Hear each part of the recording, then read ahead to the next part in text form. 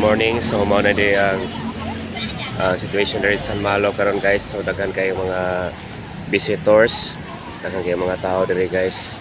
Other nag-vlogging, so ang uban nag-picture taking. So labi jud daghan dire. So tanawa, let's say. Okay.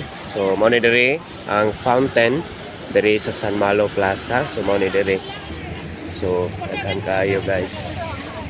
Tanawa kayo dire dapita, mao ni ang pinaka-best na tourist spot dere sa Macau, China. So dere sa San Malo. So tanaw guys, mo ni ang mga building dere, mayroong mga building dere. So daghan mga foreigners nga naa dere, mga visitors from other countries dere. Tanawan niyo guys ang fountain dere sa Plaza San Malo, nice kayo dere. So very amazing kayo.